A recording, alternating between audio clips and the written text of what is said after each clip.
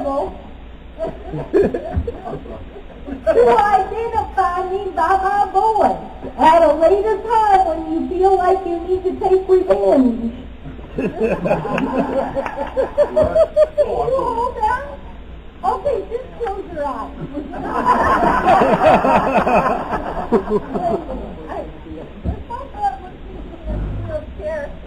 My butt looks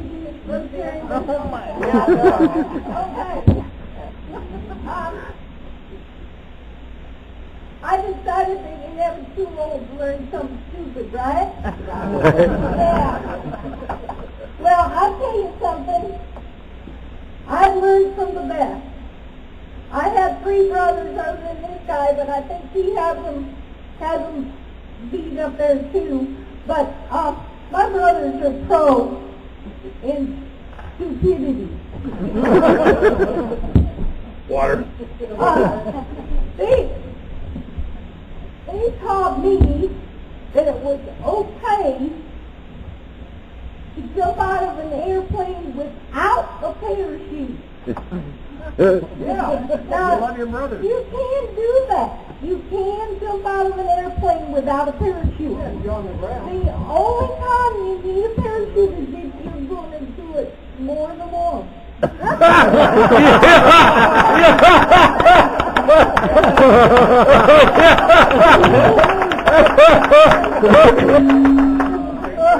I learned my best lessons about stupidity when I was a wee tyke. My brothers would make go-karts out of whatever they could find. And they'd take them up this real steep hill to test them out. And I was so excited to watch them.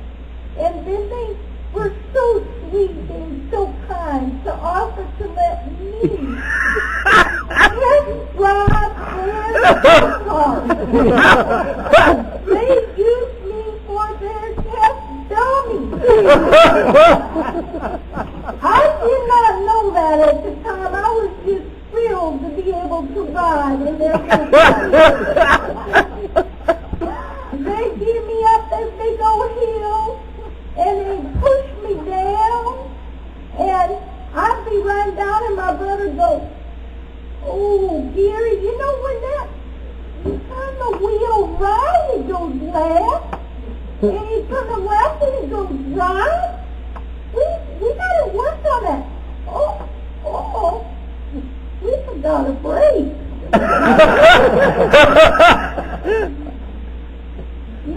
My brothers were champions of stupidity, and when I gave up my responsibilities as a test dummy, they had to start using each other.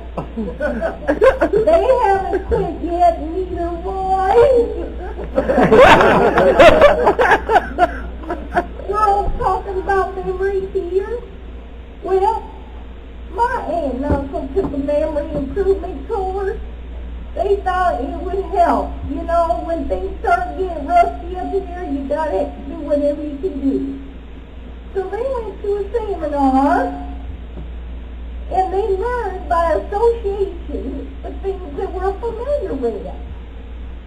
So my uncle was out telling his neighbor about it, and the neighbor said, "For crying out loud, where'd you take that course?" My uncle stopped for a minute, and then he said, flower. Oh, you know those flowers, they're real pretty and smell real good, and they have thorns on them? Neighbor said, "Yeah, by golly, I do know. You mean a rose?" He said, "Yeah. Hey, really? Did we have that seminar?"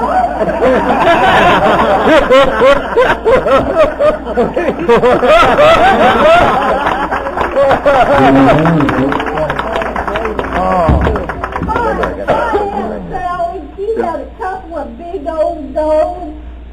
One was part St. Bernard and the other was part Mastiff. I don't know if you know that, but they're big.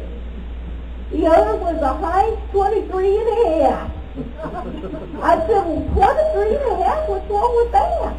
"It was only half breed," she said. "They wouldn't qualify for a height 6'7". So Well, I said, Aunt Sally, what did you name your Nora? Well, that big old mask is St. Bernard's mix. I named him Rolex. Well, what did you name the other one? I named him Thomas. Why would you call your dog Rolex and Thomas? Well, what else would you call a couple of walk dogs?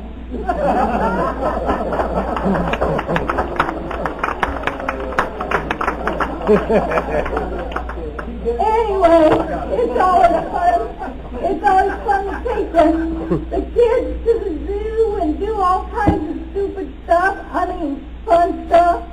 And my sister-in-law took her daughter to the zoo when she was 8 years old. And they went to the reptile garden. And there were a couple of turtles there. There was a very amorous male that was acting very affectionately toward a female. And my niece was just watching, very transfixed by this whole thing. And she said, Mom? And her mother just stood there cold, thinking, oh no, she's going to start asking me questions. I'm going to have a talk. Huh. Mama, she said, yeah. Why doesn't he just go round? And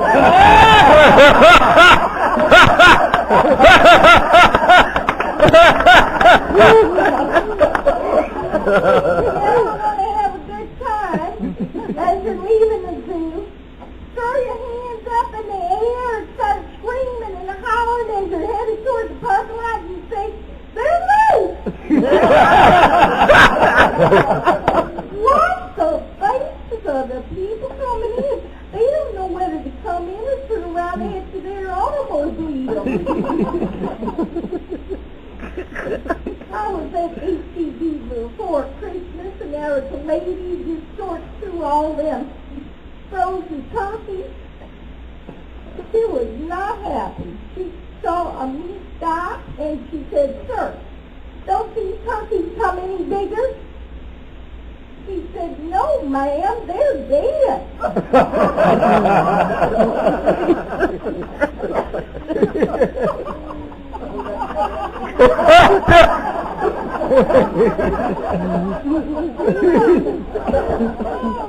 Then there was one day I was at HEB again, and there were a couple of old fellers.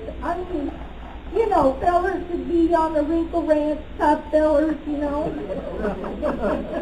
one was going around the corner, must have been 3 miles an hour with his car. He was in a big hurry.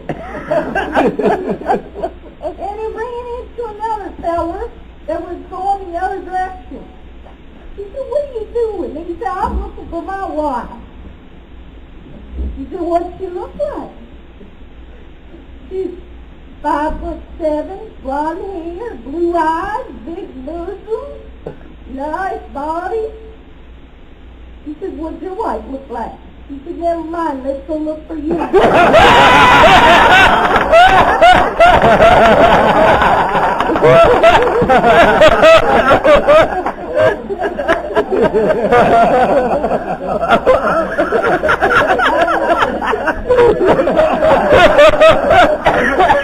Good thing it wasn't my husband.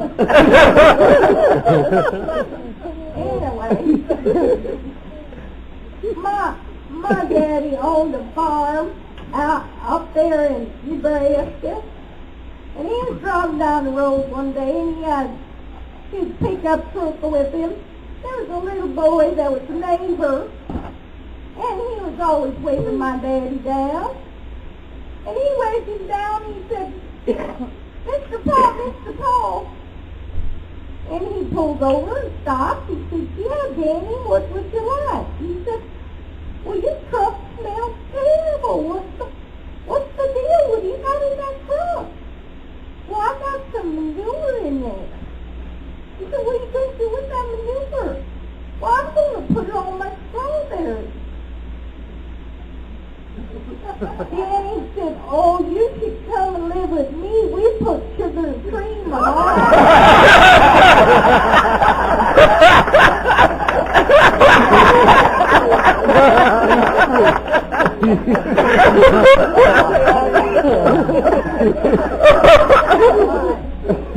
Oh, that's cute. Accused of mumbling. That is one of the old age problems we have. Our spouses or significant others are telling us all of a sudden we're a mumbler. There is a cure for mumbling. You just go out to the hearing store and get one of them little hearing aids, and pretty soon, no more mumbling. And that hearing aid is not for you. It is for your buddy. It works. It really does, because you don't mumble anymore after that.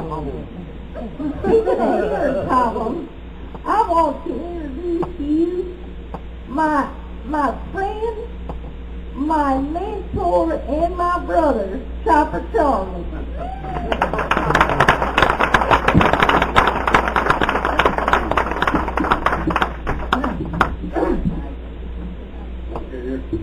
Okay, actually, she is the entire act. She's a ventriloquist. You know what that makes me? The dummy.